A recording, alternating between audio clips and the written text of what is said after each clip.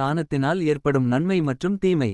தானத்தின் பலன்கள். பகுத்தறிந்து உணரும் தன்மை கொண்ட உயிரினங்கள் அனைத்தும் தான் செய்யும் ஒவ்வொரு காரியங்களுக்கும் அதற்கு உண்டான பலன்களை மறுமையில் அனுபவிக்கும் யோகம் கொண்டவர்கள் ஆவார்கள். மனிதர்கள் வாழ்கின்ற பொழுது மற்ற உயிரினங்களுக்கு செய்கின்ற உதவியானது திரும்பவும் அவர்களிடத்திலேயே வந்தடையும் சிறப்பை கொண்டதாகும். ஆகவே வாழ்கின்ற பொழுது ஒவ்வொரு மனிதர்களும் தம்மால் இயன்றளவு தானங்களையும் தர்மங்களையும் செய்வது அவசியமானதாகும்.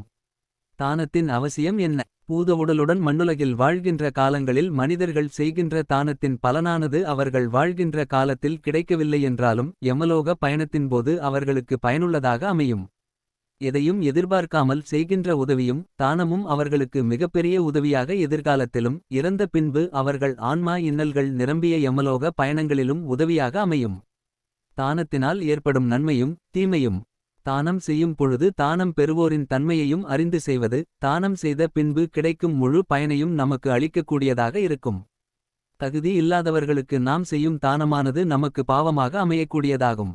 ஏனெனில் நாம் செய்த தவத்தின் பலனாக அவர் தவறான வழிகளில் செல்ல நேரிட்டால் அந்த செயல்களை செய்ய வைத்த நமக்கும் அந்த தானத்தினால் விளையக்கூடிய நன்மைகள் குறைந்து தீமைகளை அதிகரிக்கக்கூடியதாகும்.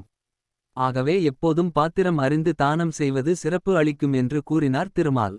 இவ்வளவு சிறப்புகள் நிறைந்த தானத்தை யார் செய்ய வேண்டும் என்பதை பற்றியும் எடுத்துரைக்க வேண்டுகிறேன் என்று கருடாழ்வார் நாராயணரிடம் வேண்டினார்.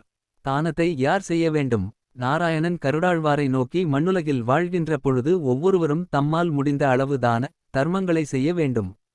அவர் இறந்த பின்பு அவரின் பெயரில் அவர்களின் மகன்கள் மற்றும் உறவினர்கள் தான தர்மங்களை செய்யலாம். அவர்கள் செய்த இந்த தான தர்மமானது இறந்தவர்கள் புண்ணிய லோகத்தை அடைவதற்கு உதவியாக அமையக்கூடியதாகும். ஆகவே ஒவ்வொருவரும் அவரவர்களின் புதல்வர்களுக்கு தானத்தின் பலன்களை எடுத்துரைத்து அவர்களையும் தான தர்மங்கள் செய்ய வைக்க வேண்டியது ஒவ்வொருவரின் கடமையாகும் என்று கூறினார் திருமால். நாராயணன் உரைத்து கொண்டிருந்த பொழுது கருடாழ்வாருக்கு ஒவ்வொரு தானத்திற்கும் ஒவ்வொரு பலன்கள் இருக்குமா அல்லது அனைத்து தானங்களுக்கும் ஒரே பலன்கள் ஏற்படுமா என்ற ஐயம் தோன்ற துவங்கியது. பின்பு நாராயணரை நோக்கி பூவுலகில் வாழ்ந்து கொண்டிருக்கும் அனைத்து உயிரினங்களையும் பாதுகாக்கும் சர்வ வல்லமை பொருந்திய கர்த்தாவே, ஒவ்வொரு தானத்திற்கும் என்னென்ன பலன்கள் என்றும் எடுத்துரைக்க வேண்டும் என்று அடியேன் வேண்டி கேட்டுக்கொள்கின்றேன் என்று கூறினார். உயர்ந்த தானம் எது?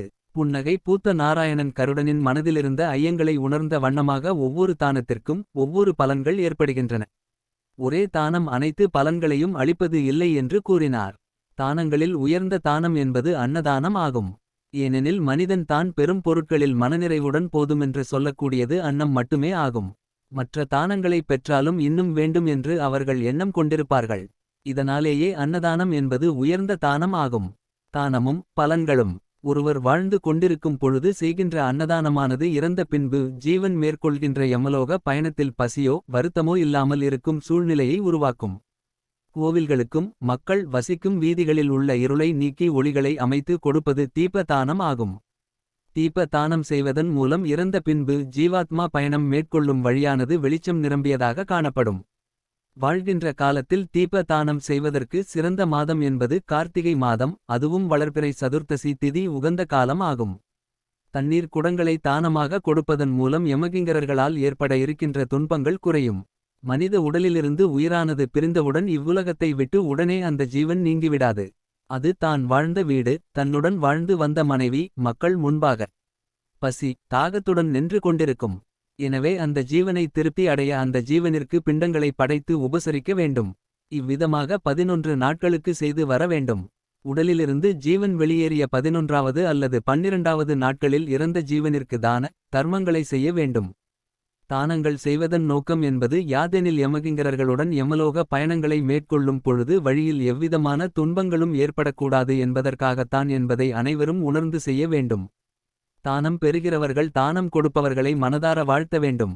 இவ்விதமாக ஸ்ரீமன்னாராயணன் எடுத்துரைத்துக் கொண்டிருக்க கருடனும் ஐயனே, இதற்கு மேற்கொண்டு வேறு ஏதேனும் தானங்கள் இருப்பின் அவற்றையும் விளக்கிக் கூறுவீர்களாக என்று வேண்டினார். கருடன் விரும்பி கேட்டுக்கொண்டதற்கிணங்க ஸ்ரீமன்னாராயண மூர்த்தி பத்தானம் என்பதைப் பற்றி எடுத்துரைக்க துவங்கினார்.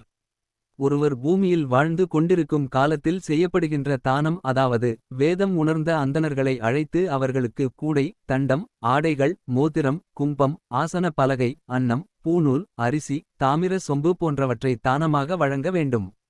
மேலும் பத்தானம் செய்த ஜீவனிடம் யமகிங்கரர்கள் அன்புடன் நடந்து கொள்வார்கள்.